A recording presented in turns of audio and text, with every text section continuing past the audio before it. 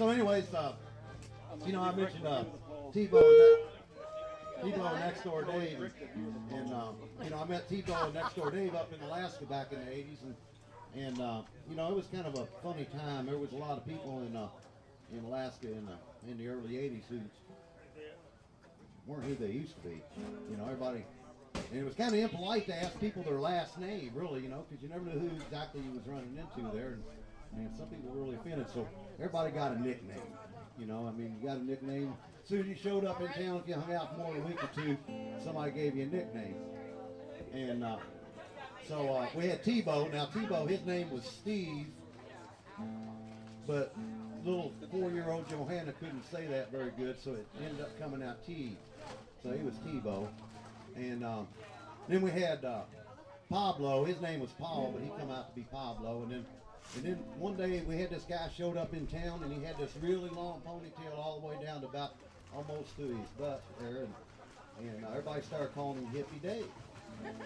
And he always never took that very well. And so anyways, he was Hippie Dave for a while, and then all of a sudden he went to work on this boat, the Aloha. He never did care for that name. Now, everybody calling him Hippie Dave. He'd go, my name's not Hippie Dave.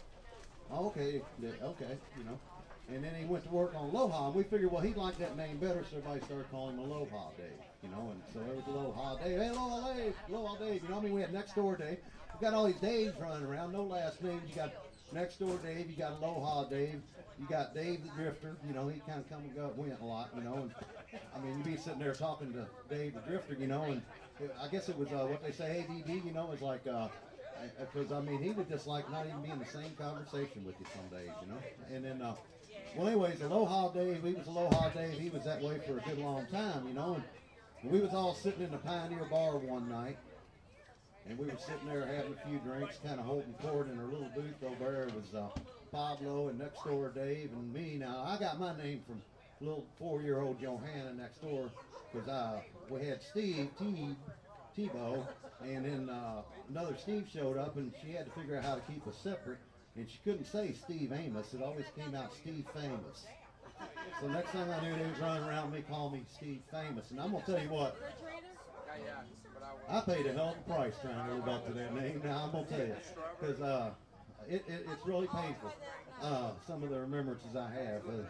But anyways, to make a long story short, here's Aloha Dave, you know, and we're all sitting there in the Pioneer Bar. Aloha Dave comes in the door.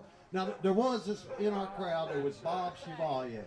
Now, Bob Chevalier, he didn't give really a shit for nothing. He didn't care. I mean, he just really didn't care. So when he introduced himself, he said, my name's Bob Chevalier.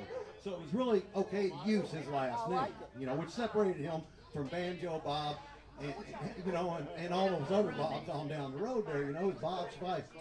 So Aloha Dave walks in the Pioneer Bar, you know, and it's the middle of the afternoon. It's a bright sunny day in the middle of summer, and everybody should be out catching fish, but it's just too nice a day to work, you know. And Chevalier says, Aloha Dave!